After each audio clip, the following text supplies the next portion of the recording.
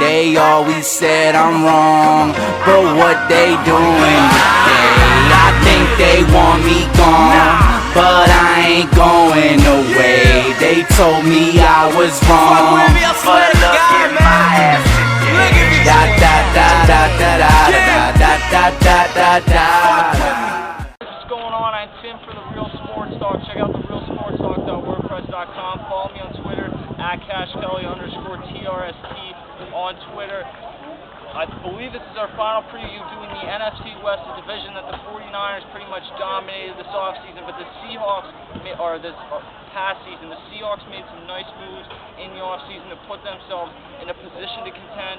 The Cardinals have a quarterback controversy, but at the same time, the Cardinals are in a situation where John Skelton did show some bright spots last year. If he's the starter, and Kevin Kolb still has some potential. The Rams had a rough year, but I think Sam Bradford is somewhat of a bounce-back year. I'll begin in fourth place. I have the Cardinals at 6-10. The Cardinals, it's tough for me to have them much higher than this because we don't know who their starting quarterback is going to be. Kevin Kolb's been inconsistent, and the problem with John Skelton is he can have some really good games, but at the same time he'll come back and have like a 3 or 4 interception game the next game. Beanie Wells had a nice season for them last year, but I see them at 6-10. The same thing goes for the St. Louis Rams, who bring in Jeff Fisher as their new head coach this offseason. Steven Jackson's a really one of the better running backs in the NFL still, but it's going to take a big development, a big step forward from Sam Bradford this season for this team to go too much farther. They brought in Steve Smith this offseason. I like that move a lot because Steve Smith's a low-risk, high-reward type receiver. A few years ago, he was a Pro Bowler with the St. Louis Rams. I think that Steve Smith brings a potential to this team. They didn't have to give up much to get him, so if it doesn't work out, it's not a big deal. If it does, and he's still relatively young, pretty good receiver that they are able to add in to St. Louis. In second place, I have the Seattle Seahawks, who added Matt Flynn this year, Russell Wilson they drafted, and they also, Mike Williams, I believe, is going to have a bounce-back year this year. Did not work well with DeForest Jackson last year, but he did the season before when Matt Hasselbeck was still there.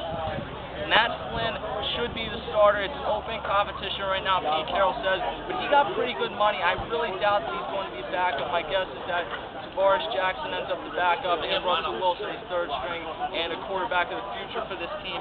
Matt Flynn looked really good. I don't know if he'll be as good as he looked in Week 15 last year with the Packers, but he should be a solid overall quarterback for them. They already had a good defense in Marshawn Lynch, but they're an underrated running back to begin. I have them at 9-7 competing, but in first place, I have the San Francisco 49ers, who went 13-3 last year, were a dropped fumble away from potentially going to the Super Bowl. They re-signed Ahmad Brooks. They brought Brandon Jacobs back into the mix to reunite two guys that were part of Earth, Wind & Fire in New York a few years ago. Rock Cartwright joins, and Mario Manningham can stretch the field for them as well. I don't think that they should have gone after Peyton Manning because I don't think that that would have worked with John Harbaugh, or Jim Harbaugh, I should say, who is was a quarterback himself and likes to work with Alex Smith. I think that that was the smartest move for them to make this offseason. We'll see what Alex Smith does, but I think that this is a 11-5, 12-4 team that can make a run at the Super Bowl yet again. I'll see you guys later. Just a little blaze around the corner from fear. Be there.